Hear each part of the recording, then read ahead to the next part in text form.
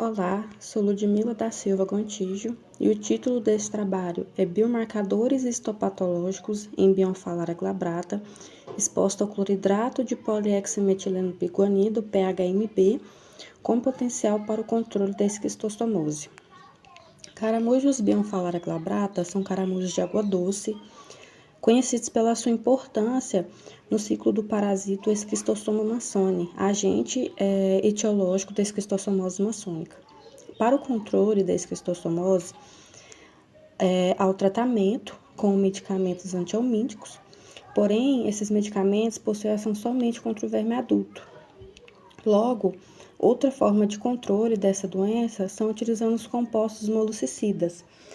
Há décadas tem sido utilizado o molussicida niclosamida, porém este apresenta muitas limitações, como baixa solubilidade, alto custo de implementação e alta toxicidade para organismos não-alvo. Frente a isso, o cloridrato de poliheximetileno biguanida, o PHMB, amplamente utilizado como desinfetante, tem sido estudado como um possível novo molussicida para o controle de caramujos envolvidos na transmissão do parasito. Logo, o objetivo desse estudo foi investigar os efeitos do Vantocil IB, que é a formulação comercial do PHMB, na glândula digestiva de Bionfalaria glabrata, exposta às concentrações de 0,4, 0,6 e 0,8 mg por litro. Para a realização do experimento, foram utilizados 180 caramujos adultos, foram 45 animais por concentração, expostos por 96 horas. As concentrações de 0,4, 0,6 e 0,8 foram obtidas a partir de uma solução estoque a 20%. O grupo controle ele foi mantido em água desclorada. Após a exposição, a glândula digestiva ela foi dissecada e foi levada para fixação em paraformaldeído por 4 horas.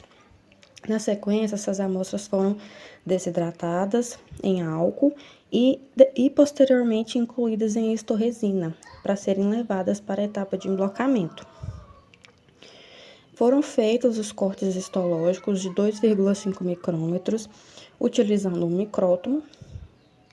Posteriormente, esses cortes foram posicionados em lâminas e levados para a etapa de coloração com azul toluidina. Coradas, então, essas lâminas foram preparadas com anamínoas e levadas ao microscópio. A exposição ao Vantocil levou a alterações como vacuolização e necrose das células secretoras, atrofia dos túbulos digestivos e infiltração focal de hemócitos. A vacuolização das células secretoras não diferiu entre as concentrações, enquanto que as células secretoras necróticas demonstrou um aumento dependente da concentração. A atrofia dos túbulos digestivos foi demonstrada somente ali nas maiores concentrações, e a resposta inflamatória ela não teve diferença entre as exposições e em comparação ao grupo controle. Demonstrando, então, que o sanitizante, o PHMB, ele teve ação direta nos túbulos digestivos, sem, no entanto, provocar uma inflamação tecidual significativa, devido ali, à exposição ser aguda. Logo, conclui-se, então, que o Vantocil IB, que é a formulação comercial do PHMB, induziu alterações histopatológicas na glândula digestiva de Bionfalaria glabrata, sugerindo aí o potencial molussicida deste sanitizante, visando o controle da esquistossomose a partir do seu hospedeiro intermediário. Muito obrigada, e é isso.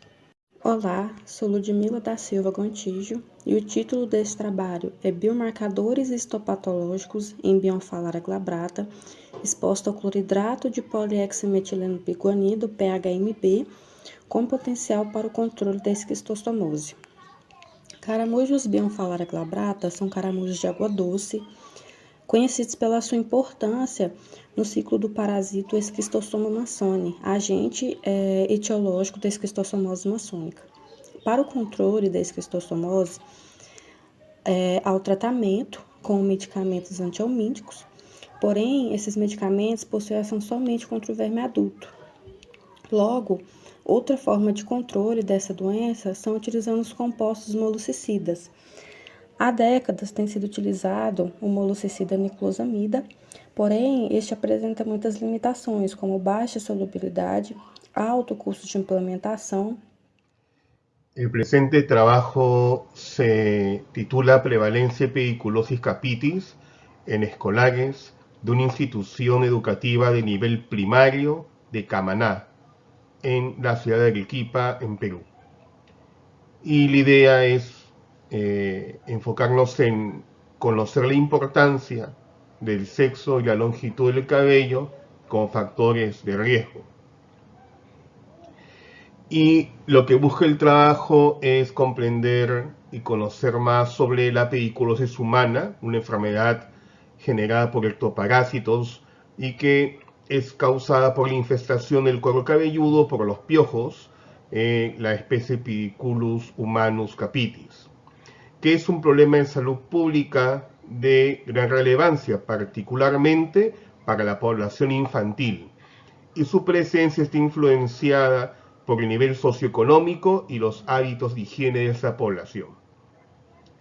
En el mes de octubre del 2024 se realizó un estudio con 80 escolares de ambos sexos en la institución educativa 40227 que se encuentra en la provincia de Camaná, en Arequipa, en Perú, y para esto se usaron fichas epidemiológicas aplicadas mediante entrevistas para obtener datos con las características del cabello y los hábitos higiénicos, ¿no? Todo eso previo consentimiento informado, coordinado también con los padres de familia. Luego se examinó a los escolares, el cabello y el cuero cabelludo, para, mediante peines finos, para observar directamente los ectoparásitos, tanto huevos, ninfas o adultos, durante un tiempo de unos 10 minutos, ¿no? Las edades de los niños fueron entre 7 y 9 años y la prevalencia de pediculosis en estos estudiantes fue del 20%, ¿no? 16 niños estaban infectados y las características epidemiológicas estadísticamente asociadas a la infección por el piojo fueron el sexo y la longitud del cabello. El 35.6% de las niñas estaban infectadas, mientras que no se encontró ni un solo niño infectado. Con respecto a la longitud del cabello en las niñas infectadas, se observó que el 3.3% tenían cabello corto, pero la gran mayoría, 22.2%, tenían el cabello medio y 34.4% largo, ¿no? Entonces, mientras el cabello era más largo, había más prevalencia de esta ectoparasitosis, ¿no? Entonces, la presencia, ¿no?, de los parásitos no se vio influenciada significativamente por la edad, por la condición de residencia urbano-rural o por el estado higiénico del cabello, si era limpio, si estaba limpio, graso, sucio, ¿no? Por la frecuencia del lavado diario, interdiario o semanal, o por el tipo de cabello lacio o no lacio. Esto es muy similar con los que hallazgos se han hecho en otros estudios, inclusive en el mismo Arequipa, ¿no? Y hablan de cómo la población infantil femenina es la que se encuentra en un mayor riesgo de infección debido también a los hábitos socioculturales, ¿no? Como a veces el contacto más cercano, el intercambio de accesorios para el cabello, ¿no? Y obviamente tener el cabello más largo, ¿no? Entonces todo ello nos ayuda a comprender mejor la dinámica de infección de la pediculosis en la población infantil, ¿no?, en este centro educativo en Camaná, que probablemente se replique en otros lugares de esta región de nuestro país, del Perú. Este estudio, titulado Prevalencia de pediculosis capitis en escolares de una institución pública de Cerro Colorado, en Arequipa, Perú, factores de riesgo asociados a su transmisión, busca abordar la problemática de la pediculosis, ¿no?, y el impacto que tiene en la salud pública de la población de Cerro Colorado, ¿no?, que está ubicada en el departamento de Arequipa, en el Perú, ¿no? Y parte de la reflexión de saber de que la pediculosis ha acompañado la historia, a lo largo de la historia del poblador peruano, ¿no? Ya hay registros de su presencia en la cultura mochica, en el imperio inca, ¿no? Por lo tanto, no es una especie introducida, ¿no? Este artrópodo, que es el Pediculus humanus capitis, que es el agente etiológico de esta enfermedad, y ya entender los factores que están asociados a su transmisión implica inspeccionar un poco más sobre los determinantes, digamos, socioculturales que están vinculados a la transmisión de este ectoparásito, ¿no? Para esto se trabajó en un colegio, una institución educativa pública de este distrito de Cerro Colorado, que ya se ha mencionado, donde el público objetivo fueron estudiantes de los 3 primeros años de primaria de la institución educativa San Martín de Porres, ¿no? Por medio de fichas epidemiológicas, ¿no? Se fueron recolectando los datos y también mediante técnicas, pues, de observación, ¿no? Se aplicaron además paquetes estadísticos como SPSS 26 y además usaron algunas pruebas como el chi cuadrado para ver la correlación estadística de los datos que fueron obtenidos, ¿no? Y además basándose en los principios éticos de autonomía para la participación de los alumnos en este estudio, que fue de forma completamente voluntaria, se conservó la confidencialidad de los datos de filiación, ¿no? Donde 217 estudiantes fueron evaluados, de los cuales el 15.21% se encontraron positivos, ¿no? De los cuales el 12.44% tenían en grado leve y, el 2.77% en grado moderado, ¿no? Hubo varios signos de síntomas que estuvieron asociados, como el prurito en un 48% y escoraciones en un 24.24%, ¿no? Además, se observó que el 32.26% dormían solos y de los cuales de este grupo se encontraron un 10% con infestación leve y un 2.86% con moderada, ¿no? Mientras que el 67.74% dormían acompañados, en los que se encontró un 13.61% que tiene un grado de infestación leve y un 2.72% moderada, ¿no? Entonces, a pesar de todos estos análisis, no se puede encontrar una correlación entre, bueno, los factores de edad o sexo, tamaño de cabello, grado de instrucción, higiene de pelo, tipo de pelo, o el dormir solo, ni material de vivienda, con respecto a la pediculosis, ¿no? Probablemente haga falta hacer estudios con grupos N un poco más grandes, ¿no? Aunque se puede concluir que la prevalencia global, digamos, de esa población estudiada, como ya hemos mencionado, fue el 15.21% y que además se encontró especialmente asociada a prurito y escoraciones, ¿no? Se hace necesario conocer mejor los factores de transmisión, analizar mejor los datos para entender mejor la epidemiología de esta infección en la población de Cerro Colorado, en Arequipa, Perú. Esta investigación, titulada Prevalencia de Pediculus humanus capitis, Phytoptera pediculidae, según estadio de desarrollo, huevos, ninfas y adultos, y factores de riesgo en escolares de una institución educativa de La Joya, Arequipa, Perú, ¿no? Estuvo tan enmarcada en el interés que se desarrolla en una parasitosis pobremente investigada aún en nuestro país, que es la pediculosis capitis, ¿no? esta que tiene como agente etiológico justamente al piojo de la cabeza, como se le suele llamar, que es un ectoparásito pues, que vive en el cuero cabelludo, especialmente que afecta a la población infantil, ¿no? Y que genera un problema de salud pública importante, ¿no? Especialmente en los niños esos que viven en condiciones sanitarias problemáticas, ¿no?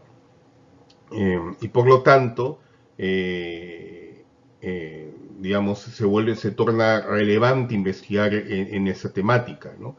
En ese sentido, se buscó realizar este estudio para un grupo de estudiantes, ¿no? de colegio, que son los grupos que frecuentemente se encuentran infectados por estos artrópodos, ¿no?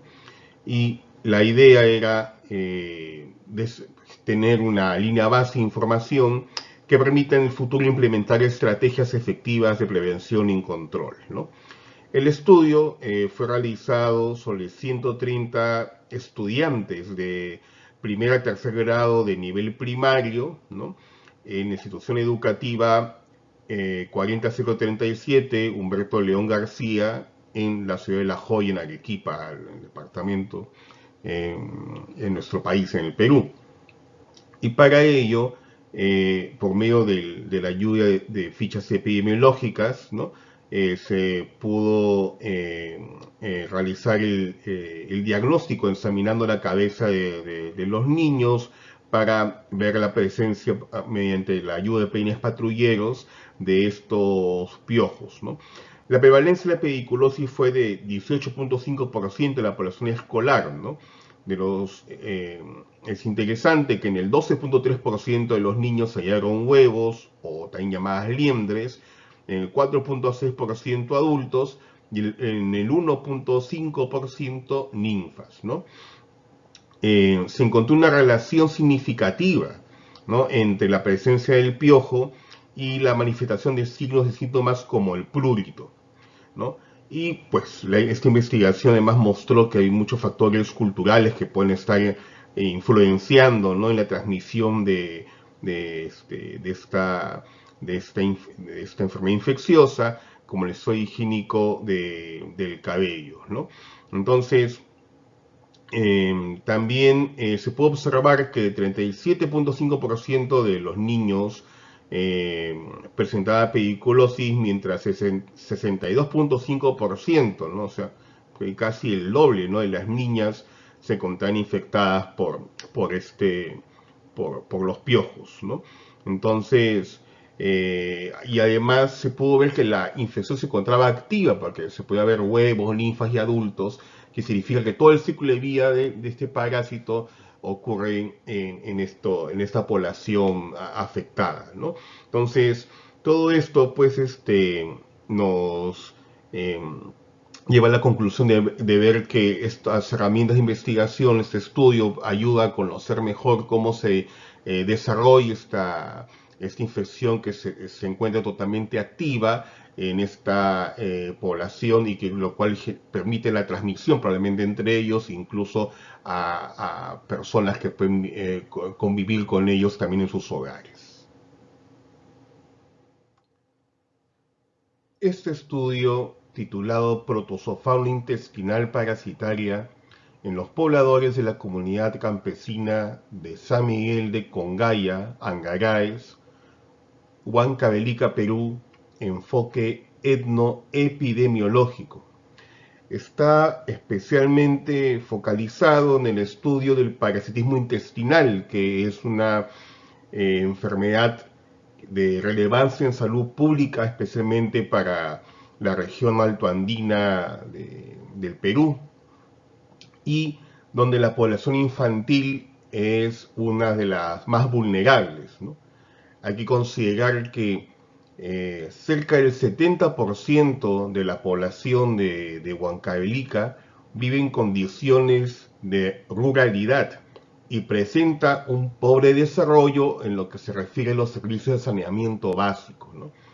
Inclusive el 22% de esta población consume un agua que no tiene un nivel adecuado de cloración, no podemos decir que no es un agua completamente potable, ¿no? Y por este motivo, ¿no?, se buscó realizar un estudio, una investigación para conocer tanto el parasitismo gastrointestinal como los factores de riesgo asociados en los pobladores de esta comunidad de San Miguel de Congaya, que se encuentra en el departamento de Huancavelica, en Perú, ¿no? Lo que se pudo evaluar fueron 58 pacientes entre 0 y 80 años, donde más del 25% de ellos eran niños menores de 10 años, ¿no? De esa población en que se estudió, el 50% solo tenían grado de instrucción primaria y más del 20% eran analfabetos, ¿no? Además, más del 55% vivían con familias conformadas entre 9 a 16 personas, ¿no? Del total de personas analizadas, el 81% presentaron al menos un tipo de parásito, ¿no? Todos los parásitos que se encontraron fueron básicamente protozoarios, ¿no?, que son parásitos que están relacionados a la contaminación de alimentos y del agua que es usada por la población, ¿no? Entre estos parásitos se encontró, por ejemplo, Entomoma coli, con 48.3% de prevalencia, luego Blastocystis, con 43.1%, también Endolimax nana, con 17.2%, Yodamoeba buchli, con 12.1%, y Chilomastis mesnili, con 12.1%, ¿no? También se reportó la presencia de una ameba patógena, ¿no?, como Entomoeba histolítica, en un 10.3% de la población, así como también de Giardia lamblia en el 1.7% de la población estudiada, ¿no? Todos estos, la presencia de estos parásitos está vinculada, pues, efectivamente, a diversos hábitos alimenticios, hábitos higiénicos, a la manera en que se consumen los alimentos, al mismo entorno en que viven estas comunidades quechohablantes, ¿no?, que a veces en contacto con los animales, que a veces pueden transmitir algunas de estas parasitosis que también tienen un carácter zoonótico, y por lo tanto es muy importante darle un enfoque multidisciplinario, ¿no? Y no solamente que se quede con el punto de vista, digamos, el análisis meramente biológico o meramente parasitológico, en términos clásicos, ¿no?, sino también considerar las características étnicas, ¿no?, de esta población, que configuran, ¿no?, un marco epidemiológico diferente, ¿no?, que debe ser, que implica que el análisis para generar, por ejemplo, en el futuro políticas tanto de prevención, de educación y de control de las parasitosis, ¿no?, o de educación justamente hacia los pobladores, para que desarrollen un mayor conocimiento y por lo tanto también mejores hábitos de prevención, y por lo tanto conocer mejor la epidemiología de estas infecciones en este tipo de ambientes, necesariamente no requieren que se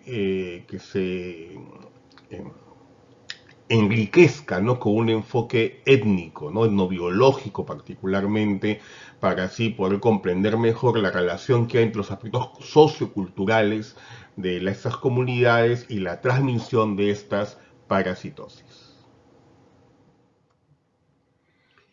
El presente trabajo se titula Anisakis spp, Nematoda anisakide y Heterophiliocephalus tergestinus, Cestoda esfiliocefalide, en Sarda chilensis, Pisces escombride, del terminal pesquero de Villa María del Triunfo, en Lima, Perú, riesgo zoonótico del consumo de pescado crudo.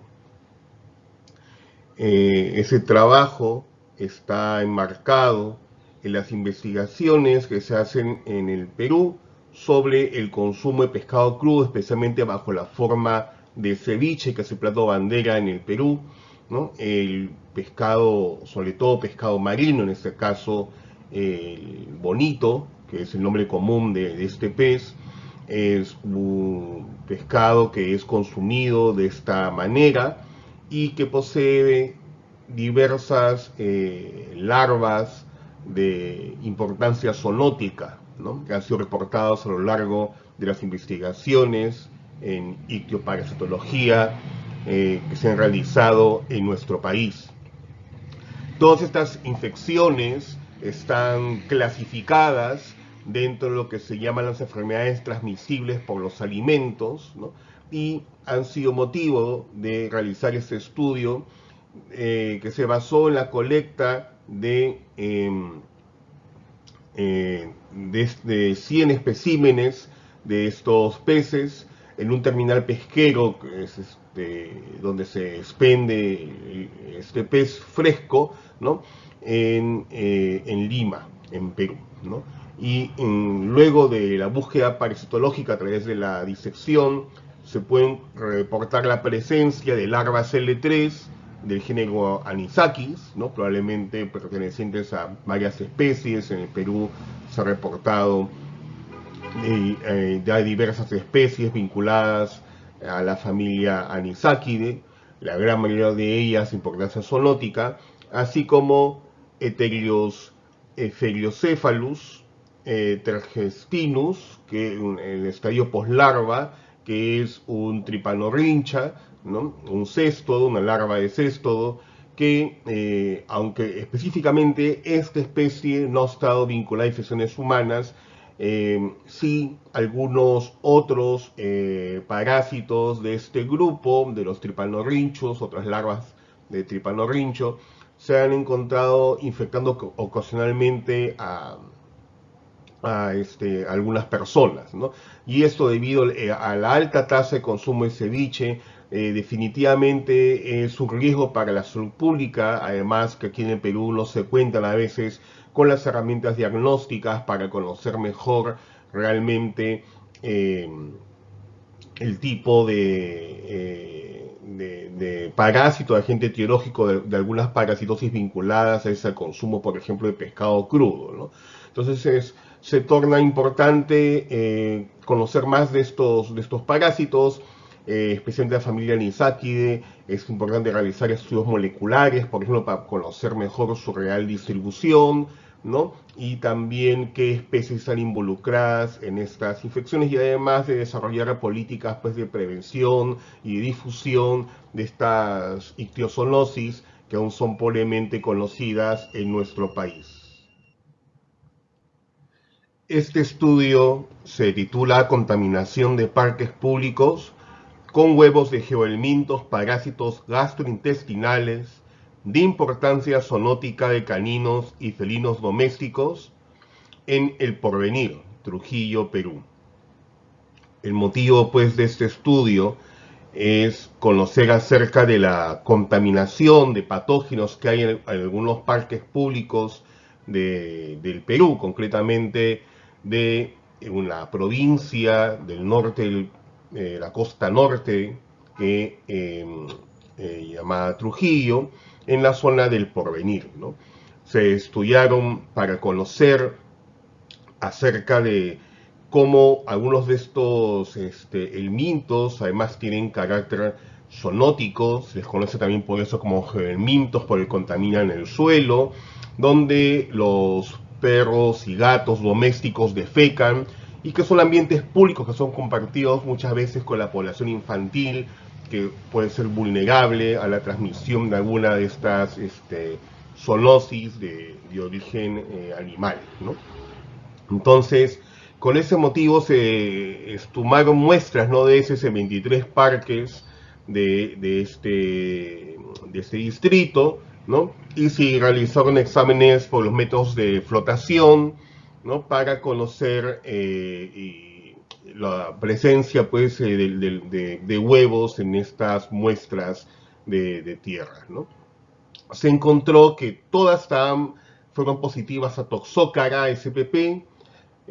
También se encontró Dipilidium caninum en el 56.5% de las muestras, Ancylosoma caninum en 52.2% y Trichuris spp en 8.7% de las muestras que provenían de perros y gatos que defecaban en ese tipo de ambientes, ¿no?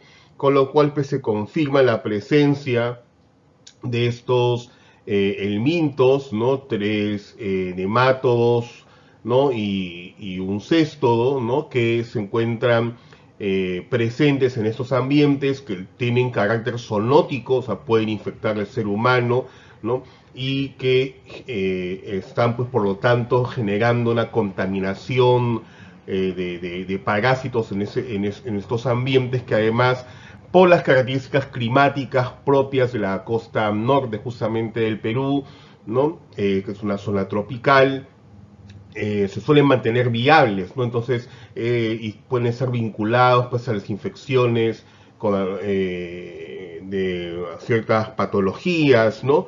Como puede ser la larva migrans visceral o la larva migrans cutánea, ¿no? Por ello se hace necesario, ¿no? Se proponen realizar estrategias o mejores estrategias de prevención en lo que se refiere, por ejemplo, a programas de tenencia responsable de animales de compañía.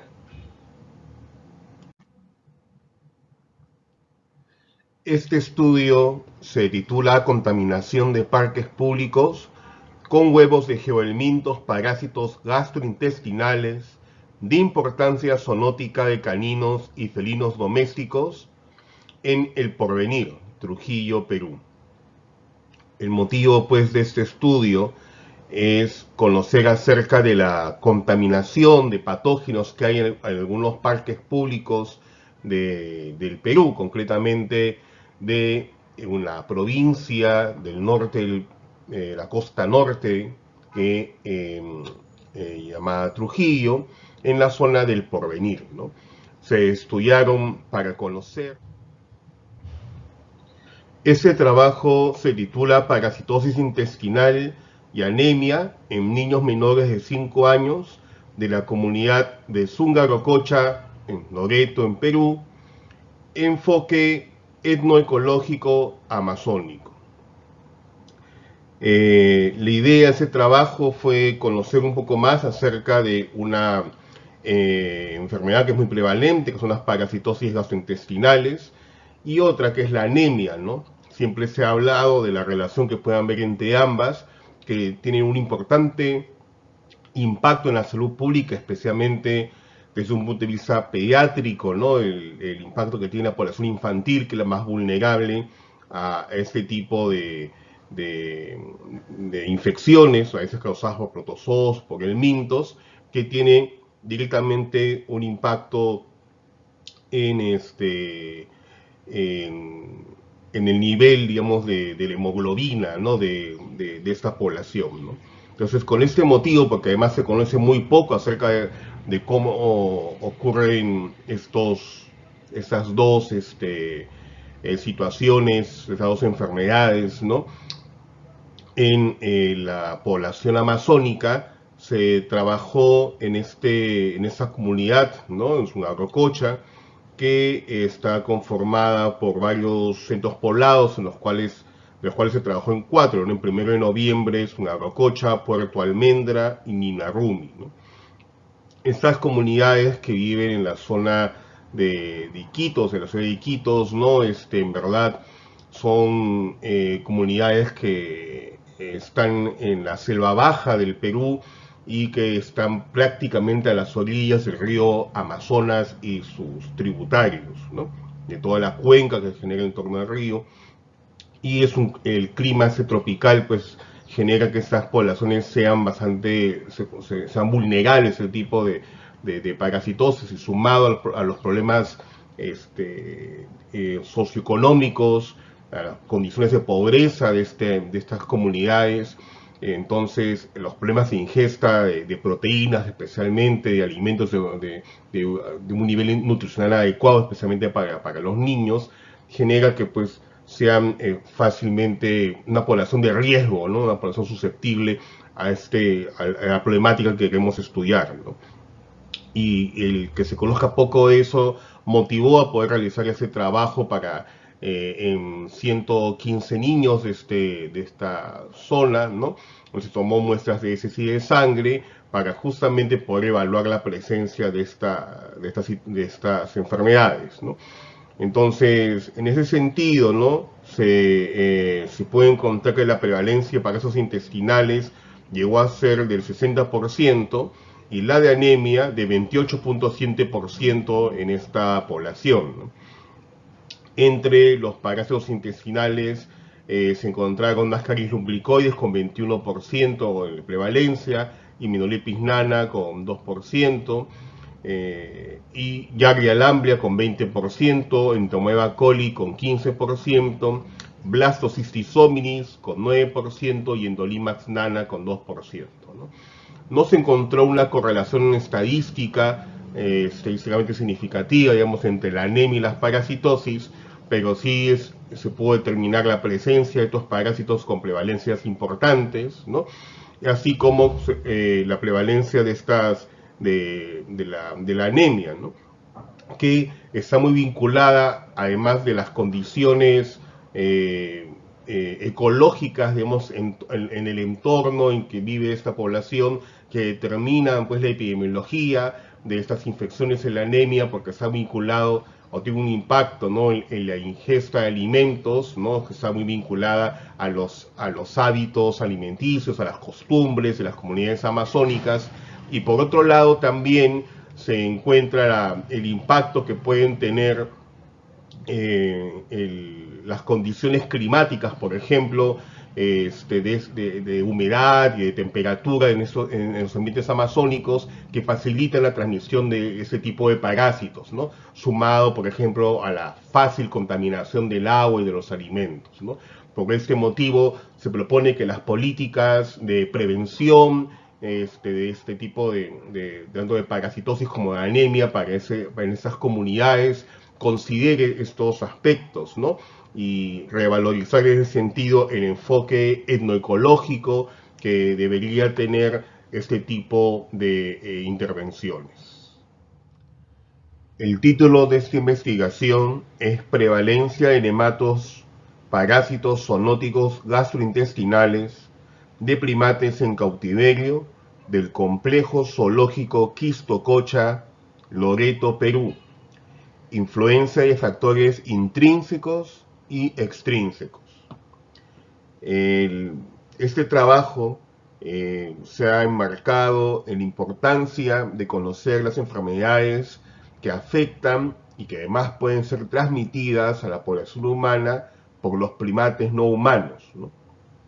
Que en el neotrópico, los primates neotropicales, que también los conocemos como monos, ¿no? Presentan altas densidades, ¿no? Y viven muchas veces en contacto con la población humana, especialmente en la región amazónica del Perú, ¿no? Por ello la importancia de conocer acerca de su fauna parasitaria, y además están en peligro, ¿no? Debido al impacto antropogénico. Por ello también se hace importante conocer qué parásitos pueden afectar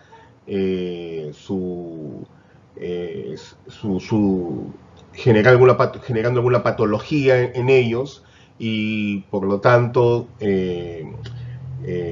impactando, digamos, en los esfuerzos de conservación que se realizan para que estas especies se encuentren también en sus hábitats naturales, ¿no? Muchos de estos animales, por el tráfico de fauna, terminan en centros de rescate o en este caso también en complejos zoológicos como el que se encuentra en Quistococha, en la ciudad de Iquitos, ¿no? En Loreto, en el Perú. Y por ese motivo se estudió, ¿no? Haciendo exámenes coproparasitológicos qué tipo de parásitos puede encontrarse en los primates de este lugar, ¿no? Entonces, con ese motivo, se hicieron muestreos de estos animales, ¿no? De estos hospederos, los que se pudieron muestrear fueron Cebus apella, Cebus alifrons, Saimili esiureus, y Ateles belcebú, Ateles chamec, ¿no? De dos familias este orden de primates, ¿no? Entonces, se encontró básicamente únicamente nemátodos, ¿no? Eh, tres nemátodos, uno de la familia Ancylostomide, que no pudo ser identificado a nivel de género, y huevos también de Strongyloides sp y de Ascaris sp, ¿no? Los tres de carácter de importancia zoonótica, ¿no? Y además se analizaron, ¿no? El impacto que pueden tener factores intrínsecos, o sea, factores que sobre todo se refieren al sexo y a la edad de los animales muestreados, y extrínsecos como hacinamiento, limpieza, tipo de agua, alimentación, o si eran desparasitados o no. Y no se encontró, haciendo los análisis estadísticos, una correlación, probablemente porque el N de esos animales fue relativamente pequeño, y ya que eran al final 24, a pesar que se hizo muestras seguiadas, ¿no? Pero la importancia de encontrar esa nematofauna sí tiene una relevancia zoonótica. Y por otro lado, aunque a pesar de que en los análisis estadísticos mediante odds radio no se encontraba significancia estadística, por el método con razón de verosimilitud, ahí sí se encontró una significancia estadística con respecto a la edad, al hacinamiento y al nivel de limpieza, ¿no? Entonces, estos hallazgos nos hacen ver la importancia que tienen los primates por las similitudes fisiológicas que tienen con nosotros, por el contacto que presentan con el ser humano, que incluso en algunos casos también en estos ambientes, mientras acá de subsistencia, en la Amazonía, pues también usado como alimento, y por lo tanto también son reservorios de diversos parásitos zoonóticos, y además también algunos parásitos pueden ser transmitidos de manera antropozoonótica también del hombre a estos animales, afectando su salud, ¿no? Entonces aquí se hace pues necesario un enfoque One Health, una salud, para poder comprender la dinámica de transmisión de estas parasitosis y así proponer medidas de monitoreo, de control de estas, tanto en la población de los primates, la población animal, como también en la población humana en contacto con ellos, especialmente en los ambientes amazónicos, donde las condiciones climáticas y socioculturales, ¿no?